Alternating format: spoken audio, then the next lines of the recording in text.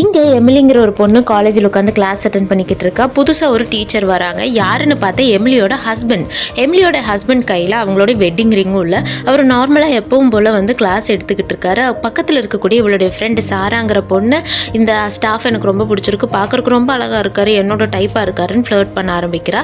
எமிலிக்கு உடனே பொசசிவ்னஸ் வந்துடுச்சு. உடனே அவள் வந்துட்டு எல்லா பொண்ணுங்களையும் பார்க்குற, எல்லாருமே அவனை தான் பார்த்துக்கிட்டு இருக்காங்க.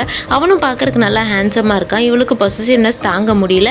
நான் தான் இனிமேல் உங்களுடைய சப்ஸ்டிடியூட் டீச்சர், இனிமேல் நான் தான் உங்களுக்கு வந்துட்டு கிளாஸ் எடுக்க போகிறேன்ற மாதிரி சொல்கிறான். இவளுக்கு ஏன்டா வெட்டிங் ரிங்கை இவன் கழட்டி வச்சுட்டு வந்தான்னு தெரிய மாட்டேங்குது. உடனே திடீர்னு சாரா அந்த பையனை பார்த்து நீங்கள் சிங்கிளான்னு கேட்குறா. அந்த டீச்சரும் ஆமாம் நான் சிங்கிள் தான் சொல்கிறாரு. எமிலிக்கு கண்ட்ரோல் பண்ண முடியாமல் ஃபோன் எடுத்து மெசேஜே பண்ணுறேன், நீங்கள் என்ன பண்ண ட்ரை பண்ணிக்கிட்டு இருக்கீங்கன்னு. இவள் பயங்கர கோவமாக இருக்கா. அந்த நேரமாக பார்த்து அந்த டீச்சர் எமிலியை பார்த்து டைரெக்டாக ஃபோனெல்லாம் யூஸ் பண்ணக்கூடாது அப்படின்னு சொல்லிடுறாங்க. இவளுக்கு ஒரு மாதிரி ஆகிடுது. உடனே அங்கே இருக்க எல்லா பொண்ணுங்களும் அவங்களுடைய ஹோம்ஒர்க்ஸ் எல்லாம் அவர்கிட்ட கொடுத்து நீங்கள் தான் சார் இதெல்லாம் கரெக்ட் பண்ணி கொடுக்கணுங்கிற மாதிரி சொல்கிறாங்க. சரி எல்லாருமே கொடுங்க, நான் கரெக்ட் பண்ணி தரேன்ற மாதிரி சொல்லிவிட்டு அவர் அங்கேருந்து ஸ்டாஃப் ரூமுக்கு போயிடுறாரு.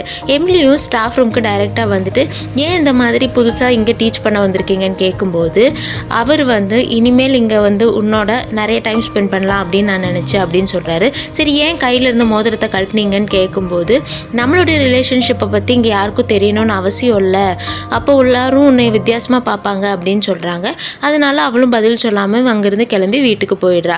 இவனும் சிரிச்சுட்டு கடந்துடுறான். வீட்டுக்கு போய் அந்த பொண்ணை சமாதானப்படுத்தணுங்கிறதுக்காக நீ கோவப்படாத, இந்த மாதிரி நம்ம 2 பேரும் ஒன்றா இருக்கிறது அங்கே எல்லாத்துக்கும் தெரிஞ்சிச்சுன்னா உனக்கு படிப்புக்கு வந்துட்டு பாதிக்கப்படும், அதனால தான் நான் அப்படி பண்ணினேன், நீ ஒன்றும் வருத்தப்படாத அப்படின்னு சொல்கிறா. திடீர்னு சாரா வீட்டுக்கே வந்துடுறா. வீட்டுக்கு வந்து எனக்கு இந்த சப்ஜெக்ட் புரியல, கொஞ்சம் சொல்லிக் கொடுங்க அப்படின்னு சொல்லி ஃப்ளர்ட் பண்ண ஆரம்பிக்கிறா. இதை எமிலியும் பார்த்துறா. எமிலிக்கு பயங்கர கோவம் வந்துருச்சு. அதை வந்துட்டு அந்த டீச்சர் நல்லா ஹேண்டில் பண்ணுறான். எமிலி பார்க்குறதையும் இவன் தெரிஞ்சுக்கிட்டு நீ வீட்டுக்கு போ, நான் நாளைக்கு கிளாஸில் சொல்லித்தரேன் அப்படின்னு சொல்லிடுறான். உடனே எமிலிக்கு ரொம்ப பொசிட்டிவ்னஸ் ஆகிடுச்சு. அவள் ரொம்ப ஹர்ட் ஆயிடுறான்னு ஹீரோவுக்கும் தெரிஞ்சிருச்சு.